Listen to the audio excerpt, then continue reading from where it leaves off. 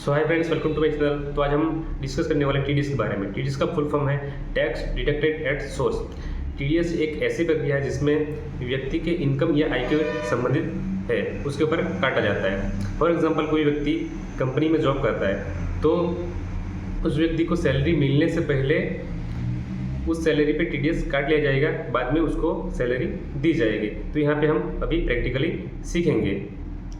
सो hi friends, यहाँ पे मैंने सैलरी पे टीडीएस का कैलकुलेशन करके रखा हुआ है। मान लो किसी एम्प्लॉय की सैलरी 1 लाख रुपीज़ है पर मंथ, उस पर हम टीडीएस काट रहे 10% मंथली। तो यहाँ पे 10,000 यहाँ पे उसका आएगा।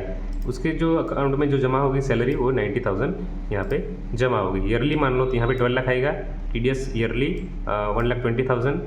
और जो अकाउंट में उसकी जो सैलरी जमा होगी ईयरली 10,80,000 होगी। जब वो आईटीआर रिटर्न फाइल करेगा, मान लो अगर उसकी जो सैलरी इनकम है ये वाली 12 लाख यहाँ पे मैंने कैलकुलेट किया हुआ है। सैलरी इनकम है 12 लाख, उसकी जो अदर इनकम हो रही है मान लो यहाँ पे 3 लाख रुपीज़ है, तो टोटल जो इसकी इनकम होगी वो 15 लाख रुपीज़ होगी। स्टैंडर्ड डिडक्शन यहाँ पे मैंने 75,000 माइनस किया हुआ है। यहाँ पे ओल्ड में जाओगे तो 50,000 तक का है और न्यू स्लैब के हिसाब से जाओगे तो 75,000 है। तो उसकी जो टैक्सेबल इनकम होगी वो 40,25,000 होगी। 15 लाख में से 75,000 मैंने माइनस किया हुआ है।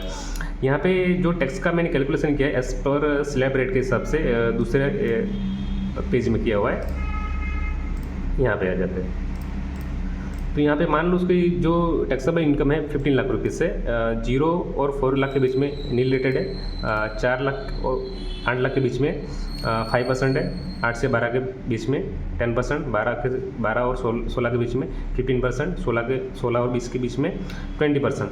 तो ऐसे टोटल जो टैक्स मेरा बन रहा है 1,05,000।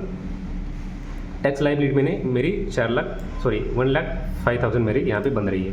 एड मतलब जो एजुकेशन सेस है वो 4,200 रुपीज़ का मैंने यहाँ पे कैलकुलेट किया हुआ है 4% के हिसाब से। तो मेरी जो टोटल टैक्स लाइबिलिटी जो बनेगी 1,09,200, ये मेरी टैक्स लाइबिलिटी बन रही है। इतना मुझे गवर्नमेंट को पेड करना है।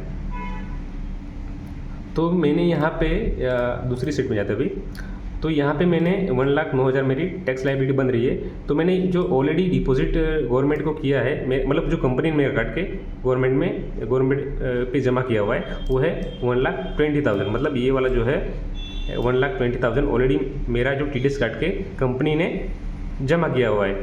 तो 1,20,000 में से 1,09,200 ये माइनस होगा, तो 10,800 रुपीज़ है वो गवर्नमेंट मुझे वापस करेगी।